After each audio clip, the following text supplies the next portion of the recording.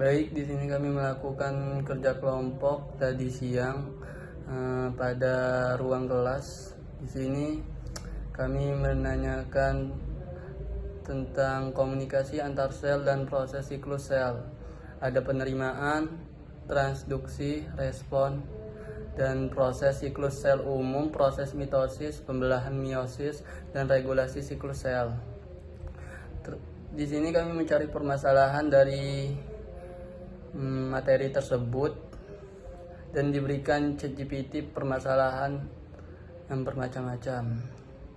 Di sini saya mengambil permasalahan tentang transduksi, di mana permasalahannya jalur sinyal terganggu atau terlalu aktif. Baik, di sini saya mengambil jurnal tentang menargetkan aktivitas umpan balik jalur transduksi sinyal untuk mengatasi resisten obat pada kanker yang telah terindeks Scopus Q1.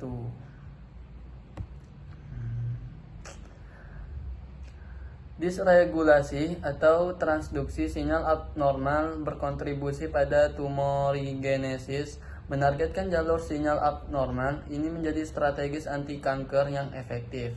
Namun aktivitas umpan balik atau crosstalk antara jalur sinyal mendorong resisten obat adaptif yang menyebabkan kegagalan terapi kanker. Dalam artikel tinjauan ini, kami merangkum perawatan yang menyebabkan aktivitas umpan balik jalur sinyal AKT, ERK, STAT3, EGFR, FGFR, dan HER2/3, dan terapi kombinasi untuk meningkatkan efek anti-tumor atau untuk mengatasi resisten obat, untuk mengeksplor mekanisme yang mendasari yang menentukan molekul protein berpartisipasi untuk mengatur aktivitas umpan balik. Selain itu, kami meninjau uji klinis yang menggunakan perawatan kombinasi untuk menekankan aktivitas umpan balik, meningkatkan kemanjuran terapi pengobatan kanker. Baik, di sini saya mengambil jurnal solusi tentang kombinasi penghambatan jalur FGFR dan AKT menghentikan pertumbuhan sel NSCLC resisten EGFR sampai TKI yang mengekspresikan FGFR1 secara berlebihan. Jurnal ini telah terindeks Scopus Q1.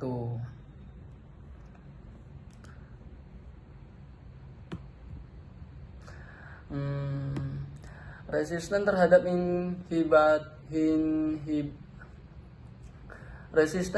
inhibitor tirosin kinase EGFR pada pasien kanker paru 0 sel kecil tidak dapat dihindari. Identifikasi mekanisme resisten dan strategi penargetan yang sesuai dapat menghasilkan pengobatan lini selanjutnya yang lebih berhasil pada banyak pasien. Dengan menggunakan proteomik berbasis spektrometri, kami mengidentifikasi peningkatan ekspresi reseptor faktor pertumbuhan fibroblast 1 dan aktivitas AKT pada model lini sel yang resisten terhadap erlotinib, gefitinib, dan osimertinib, EGFR hingga TKI. Kami menunjukkan bahwa meskipun kombinasi penghambatan EGFR, TKI, dan FGFR menunjukkan beberapa efikasi, penghambatan simultan FGFR dan AKT atau P13K menginduksi penghambatan pertumbuhan sinergis yang superior pada sel KPLK yang resisten terhadap EGFR TKI yang mengekspresikan FGFR1 secara berlebihan. Efek ini dikonfirmasi secara in vivo. Hanya penghambatan ganda FGFR dan AKT yang sepenuhnya memblokir jalur pensinyalan mediasi resisten di hilir AKT. Lebih lanjut, peningkatan ekspresi FGFR1 dikaitkan dengan PFS yang secara signifikan lebih rendah pada pasien NSCLC CLC yang diobati dengan EGFR TKI. Dan peningkatan FGFR1 ditunjukkan pada beberapa biopsi klinis pasca perawatan EGFR TKI dibanding dengan pra-perawat EGFR TKI. Manfaat terapeutik yang unggul dari kombinasi inhibitor FGFR dan AKT menjadi dasar untuk uji klinis strategis ini. Baik, ini jurnal solusi selanjutnya tentang terapi kombinasi 3 kali lipat yang terdiri dari osimertinib, penghambatan AXL, dan penghambatan FGFR meningkatkan kemanjuran kanker paru non-sel kecil bermutasi EGFR yang telah terindeks Ki1.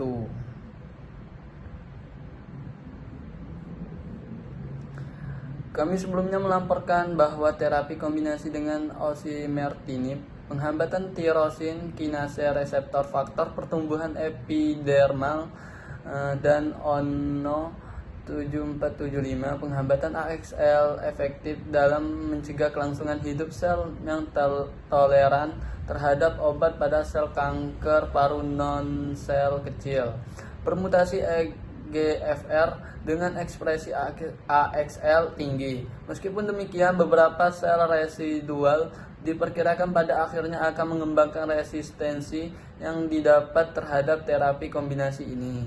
Dalam studi ini, kami mencoba menetapkan terapi kombinasi multi obat dari lini pertama untuk mengatasi resisten terhadap terapi kombinasi ini pada NSCLC bermutasi EGFR dengan ekspresi AXL tinggi.